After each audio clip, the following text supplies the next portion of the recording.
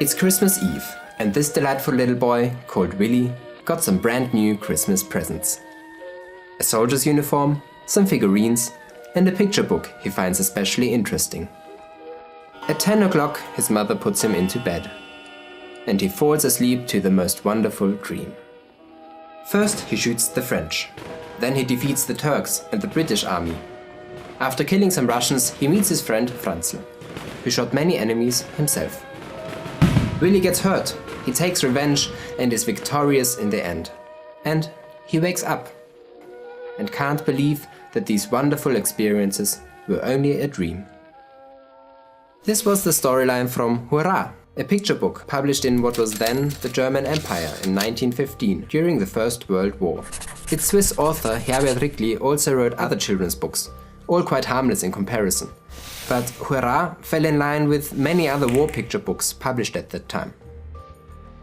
Most of them followed a similar pattern of recreating war scenes in children's everyday lives, featuring activities like playing with toys and playing with friends, usually in places like the bedroom, living room or garden. This can be seen in Ernst Gutzer and Armin Brunner's book Wir spielen Weltkrieg, We are playing World War, where on one page children hide under a couch in the living room, pointing guns at figurines. In the trenches we are well covered. Only the barrel pointing out. Aim! Open fire! Those with red trousers! The ones tumbling down! Those are the French! Another author, Arpad Schmidhammer, used a similar concept in Lieb Vaterland, magst ruhig sein. Beloved Fatherland, be unconcerned. Here, children are representatives of nations, similar to Hurrah. It starts with these verses. Michel and Seppel are peacefully maintaining their flower garden. This angers in the neighbor's house, Lausewitsch and Nikolaus. Seppel represents Austria-Hungary. Michel stands for the German Empire, Lausewitsch for Serbia and Nikolaus for Russia. Later Jacques as France, John as Great Britain and a monkey as Japan join them. The peaceful garden scene develops into a mass brawl, with Michel and Seppel locking up their enemies in the end. It is understandable that parents would let their children read this kind of literature. War was, after all, a dominating part of family life at the time. Often fathers would leave their families, only to never return, or many who did were seriously injured. These books gave children an idea to hold on to, something that made war at least seem worthwhile and sensible. This helps explain why these books were popular at the time, but it doesn't make them any less manipulative and deceiving. The aim of war picture books was to justify the war, to discredit the enemies, and to strengthen the support of the people. Such books weren't just published in the German Empire and Austria-Hungary. The First World War was the subject of many picture books worldwide.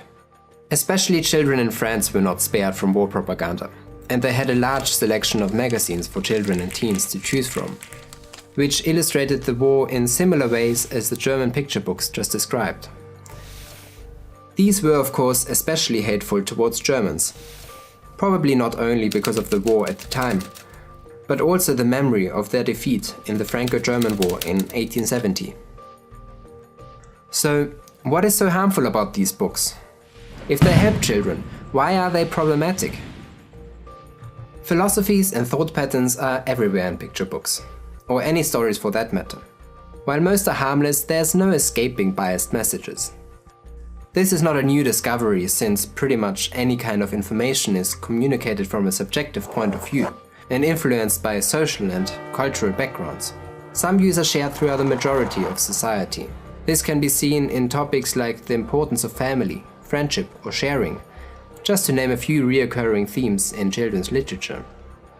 It's difficult to know if the views presented in war picture books at the time were perceived as controversial back then.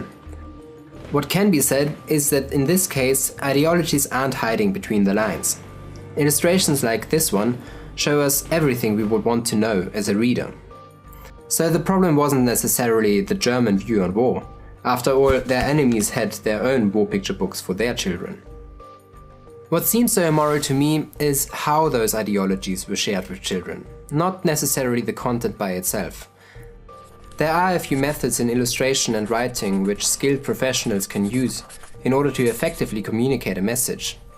This is no secret and it's not malicious, but what these war picture books did was different in some way.